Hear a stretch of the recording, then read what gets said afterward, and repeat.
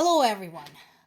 More sources in the US are starting to talk about Trump's and Putin's 28-point Ukraine Russia peace plan. And not surprisingly, there's no indication that Ukraine is interested. Once again, I want to remind everybody it was yet another plan that was discussed between the US and Russia with no participation of Ukraine. Not only that, but basically the points included in this so-called plan are the same ones as ever. They're there to exclusively favor Russia. They're of no benefit to Ukraine whatsoever. This plan includes Ukraine giving up land, weapons, army, independence, its own political path, so on and so forth. Not only that, but Kremlin had reiterated that any peace plan must eliminate root causes of the Ukrainian conflict. Well, we know what the root causes of the Ukrainian conflict are. It's that Russia invaded Ukraine. So I agree with that bit of it.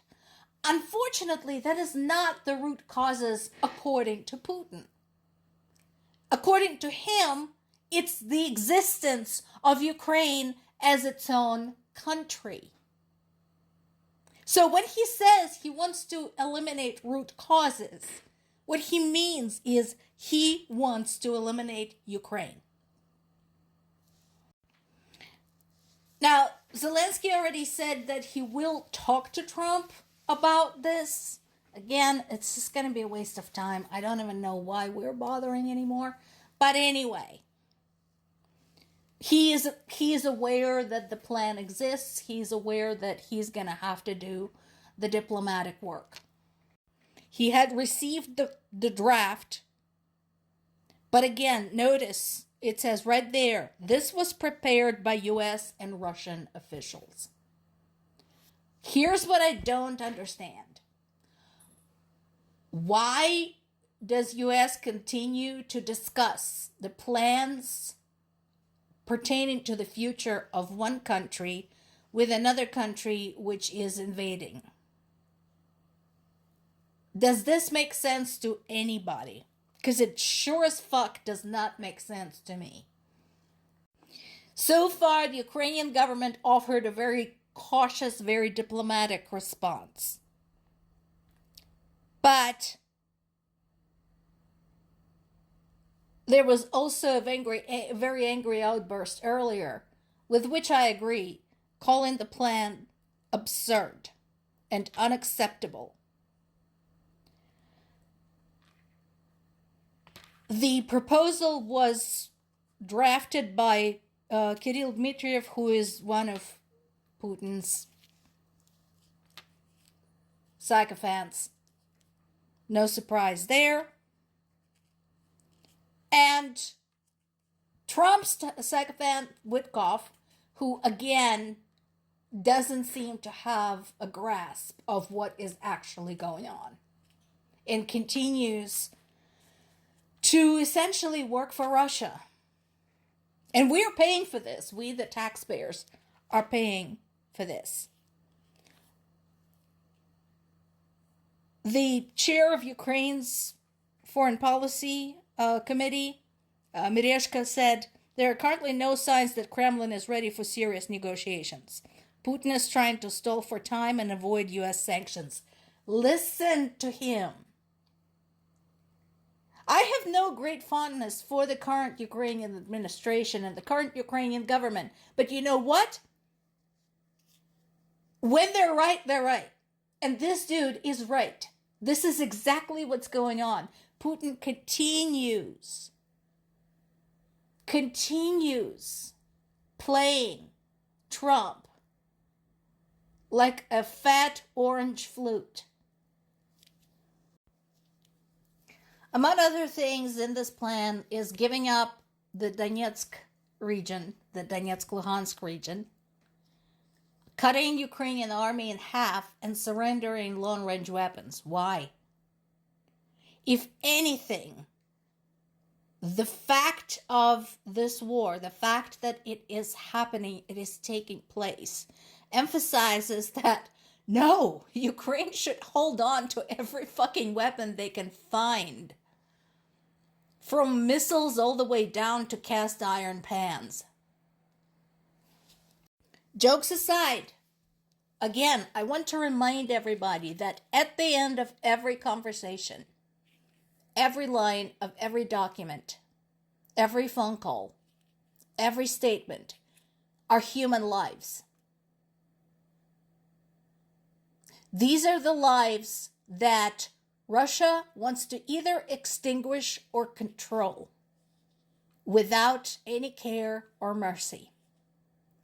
In Kyiv Independent, there are two articles today I'd like to bring to your attention. One is this one, talking about Ukrainian northern city of Chernihiv as they're bracing for yet another wartime winter. Being in the north of the country, they don't get even the little bit of the gentling climatic effect of the Black Sea that we had in Zaporizhia. And remember, I told you, even with that nearby, winters are very cold in Ukraine. So Chernihiv doesn't even have that. And they're already bracing for power outages, heat outages, water outages, and so on and so forth, because Russia just continues pummeling them indiscriminately. And then there's been another horrific strike against the city of Chernobyl. 26 people are already confirmed dead. 22 people are still missing. During this particular attack, an apartment building was struck full force. There's a photo of that there of the rescue workers. But you can see that like an entire section of the building has just been pulverized. Obviously, Ukraine is, as usual, rising to the occasion with over 230 rescue workers from 9 different regions coming to help. But again, I want to remind everybody, this was somebody's home. This was nowhere near the front. The little picture over there shows you where Chernobyl region is. Let me give you a slightly better picture. So, eastern Ukraine is where the war is well and truly raging. The dark blue spot in the west is Chernobyl. This is how far those attacks are reaching. This was somebody's home. They were somebody's children, somebody's loved ones, somebody's friends. These were above and beyond human beings, civilians. Why were they targeted? What precisely root causes of the conflict was Russia trying to resolve by striking that particular apartment building and murdering those people, along with so many others that have already perished?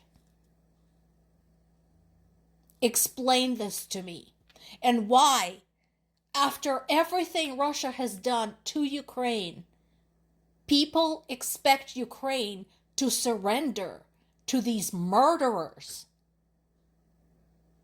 and make concessions to them.